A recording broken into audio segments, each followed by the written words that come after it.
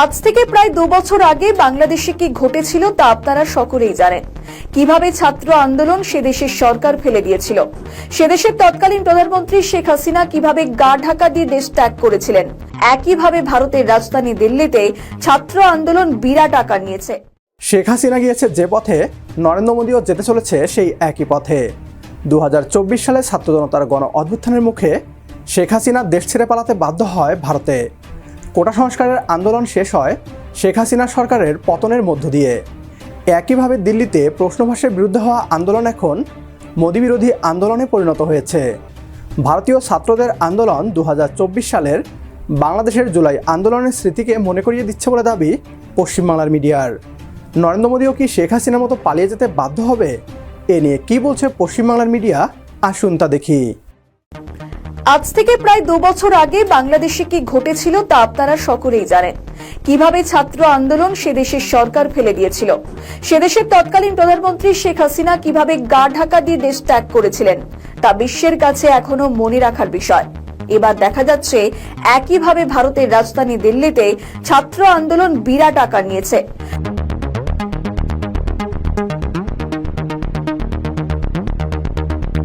দিল্লির কেন্দ্রীয় সরকার অর্থাৎ বিজেপি সরকার চাপে পড়েছে। এই পরিস্থিতিতে বাংলাদেশ কি ভারতের এই ছাত্রদের পাশে দাঁড়াচ্ছে? এই প্রতিবেদনে আজ আমরা সেটাই আলোচনা করব। তাই আপনাদের কাছে অনুরোধ, প্রতিবেদনটি শেষ পর্যন্ত দেখুন। নেট কেলেঙ্কারিতে কেন্দ্রীয় শিক্ষামন্ত্রী ধর্মেন্দ্র প্রধানের পদত্যাগের দাবিতে ককরোচ জনতা পার্টির ডাকে সাড়া দিয়ে বহু পড়ুয়া সে আন্দোলন শুরু করেছে দিল্লিতে। সেই আন্দোলনকে সমর্থন করল বাংলাদেশের দুটি ছাত্র সংগঠন, বাংলাদেশ জাতীয় ছাত্র শক্তি এবং বাংলাদেশ ছাত্র ইউনিয়ন। এই দুই সংগঠন পৃথক বিবৃতিতে পড়ুয়াদের ওপর পুলিশি নির্যাতন এবং তাদের গ্রেপ্তারের ঘটনার তীব্র নিন্দা করেছে। বাংলাদেশ জাতীয় ছাত্র শক্তির বিবৃতিতে বলা হয়েছে যে নিটের প্রশ্ন ফাঁস এবং সরকারি চাকরির পরীক্ষায় দুর্নীতির যেসব ঘটনা ঘটেছে তাতে ভারতের শিক্ষা ব্যবস্থার প্রতি সাধারণ মানুষের আস্থা ক্ষুণ্ণ হয়েছে।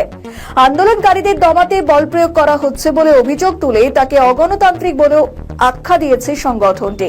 পড়ুয়াদের কণ্ঠরোধের চেষ্টা কখনো সফল হয় না জানিয়ে বাংলাদেশের জুলাই আন্দোলনের কথাও মনে করিয়েছে তারা। ভারত সরকারের কাছেও আলোচনার মাধ্যমে সমস্যার সমাধানের আহ্বান জানানো হয়েছে।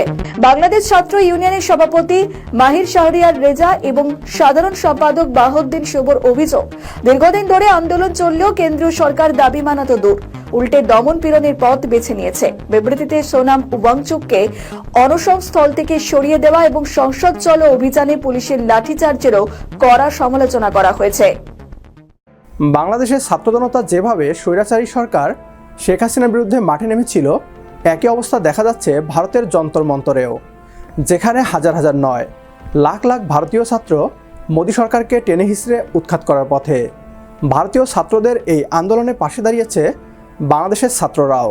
ঠিক যেভাবে 2024 সালের জুলাই আন্দোলনের সময় পুলিশ এবং আওয়ামী গুন্ডাদের বর্বরতার পর ভারতীয় অনেক সংগঠন বাংলাদেশের ছাত্রদের পাশে দাঁড়িয়েছিল।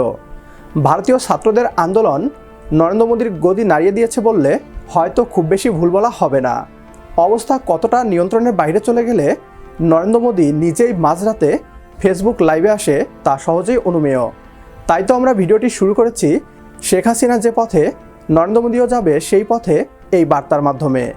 ভারতীয় ছাত্রদের এই আন্দোলনের পাশে আছি আমরাও। একমত হলে কমেন্ট বক্সে ইয়েস লিখে জানিয়ে দিন আমাদের। সেই সাথে ভিডিও শেয়ার করে দেখার সুযোগ করে দিন আপনার বন্ধুদের। পরবর্তী ভিডিও দেখার আমন্ত্রণ জানিয়ে বিদায় নিচ্ছি আজ। আল্লাহ হাফেজ।